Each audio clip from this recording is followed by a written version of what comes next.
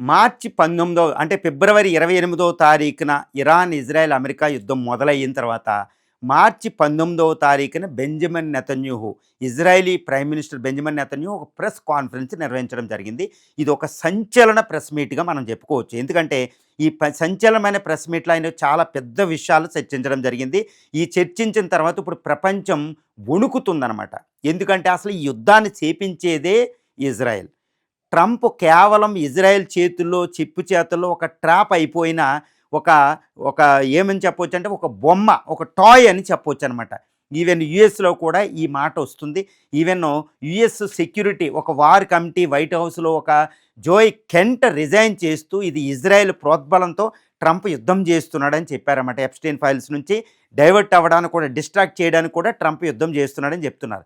ఇవన్నిటిని కూడా Benjamin Netanyahu మాట్లాడారు. ఈ ప్రెస్ కాన్ఫరెన్స్‌లో ముఖ్యంగా ఈ బెంజమిన్ నెతన్యాహు పేల్చిన బాంబుల్లో ఒక బాంబు ఏంటంటే ఇరాన్ ఇంకా అణు ఆయుధం తయారు చేయలేదు కాబట్టి యుద్ధం ఆగుతుందని మాట్లాడారు. కానీ అణు ఆయుధం తయారు చేయకపోతే అణు రియాక్టర్ల పరిస్థితి ఏంటి? 450 కిలోల అప్పుడు యురేనియం ఎక్కడ పెట్టారు? మరి అది ఉంటే పరిస్థితి ఏంటి? అంటే నెతన్యాహు ఇంకా యుద్ధం చేస్తాడు. ఏదో ఇప్పుడు కోసం ఏదో ట్రంప్ రక్షణకి యుద్ధం ఆగుతుందని ఏదో ప్రపంచానికి చెప్పి ఎనర్జీ రేట్ పెరిగినా అసంతృప్తి అవ్వకుండా ఉండడానికి చెప్పాడని చెప్పొచ్చు. కాబట్టి యుద్ధం ఆగదు. రెండోది ఏంటంటే ఇక్కడ నుంచి ఇరాన్ బాలిస్టిక్ మిసైల్ తయారు చేయలేదు, యుద్ధం ఆగబోతుంది, ఇరాన్ కెపాసిటీ అయిపోతుందని. కానీ ఇరాన్ ఇప్పటికీ రోజుకి డజన్ కొద్దీ మిసైల్స్ని ప్రయోగిస్తుంది. Ballistic, hypersonic, Kheibar Shekan, Khorramshahr 4, Fattah 2, Qadr ఇలాంటి ఎన్నో మిసైల్ని అక్కడ ప్రయోగిస్తుంది. మరి ఎక్కడ అనేది ఇంకోటి.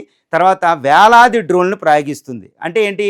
ఇజ్రాయెల్ అబద్ధం చెబుతుంది, మేమేదో చేసేసామని ప్రజలకు చెప్పడం. ఎందుకంటే ఇజ్రాయెల్లో కూడా ప్రజల వ్యతిరేకత వస్తుంది. ఇజ్రాయెల్ వీధుల్లో ఈరోజు టెల్ అవీవ్‌లో వేలాది మంది పీపుల్కి వచ్చి బెంజమిన్ నెతన్యాహుకి వ్యతిరేకంగా ప్రదర్శన చేశారు. కాబట్టి ఆయన దాన్ని అణచడానికి ఇజ్రాయెల్ ఏదో విజయం సాధించిందని చెప్పడానికి ఆయన మాట్లాడుతున్నారని చెప్పొచ్చు.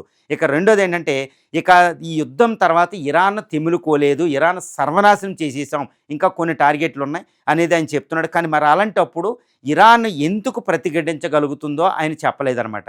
కాబట్టి మళ్ళీ ఇంకొకటి నాలుగో విషయం ఏంటంటే డొనాల్డ్ ట్రంప్ నేనేమీ యుద్ధానికి ప్రోద్బలం చేయలేదు, ఇన్స్టిగేట్ చేయలేదు, డొనాల్డ్ ట్రంప్ సొంతంగా నిర్ణయాలు తీసుకునే వ్యక్తి అంటున్నాడు. కానీ అది ఒక క్రిప్టిక్గా మాటలో ఉంది, ఎవ్వరూ దాన్ని నమ్మడం లేదు. ఎందుకంటే ఇక్కడ వార్ చేసేది ఇజ్రాయెల్ కోసం. కోర్స్ అమెరికా ఇజ్రాయెల్ కోసం చేస్తుంది. వెస్ట్ ఏషియాలో ఇక్కడ రీజనల్ పవర్గా ఇజ్రాయెల్ ఉంచడం అనేది అమెరికా కర్తవ్యం. బ్రిటన్ చేస్తున్నాయి ఇది రెండవ ప్రపంచ యుద్ధం 1945 నుంచి. కానీ ఇజ్రాయెల్ ఇక్కడ అమెరికా అధ్యక్షుడికి చెప్పకుండానే ఎనర్జీ వార్ని మొదలుపెట్టడం, అంటే ట్రంప్ని లెక్క చేయడం లేదు నెతన్యాహు. ఈ యుద్ధాన్ని రోజు రోజుకి పొడిగించే విధంగా, రెచ్చగొట్టే విధంగా ఆయన అటాకులు ఉంటున్నాయి. ఇది లీడర్షిప్ని చంపేయడం ఇవన్నీ. కాబట్టి ఇరాన్ యుద్ధం అనేది ఈ ఇజ్రాయెల్ ఉపయోగించిన ఒక బ్రహ్మాస్త్రం, అందులోకి అమెరికాని డ్రాగ్ ఆన్ చేసిందనే విషయాన్ని ఇక్కడ సుస్పష్టం అవుతుంది. ఇప్పుడు Israeli prime minister press conference తర్వాత యుద్ధం మీద ఆందోళనే ఎక్కువైంది, కానీ యుద్ధం తగ్గుతుందనే విషయం ఎక్కడా లేదు. పైగా ఆయన డూప్ అని కూడా చెప్పుకునే సందర్భాలు ఇక్కడ మనకు కనిపిస్తున్నాయి.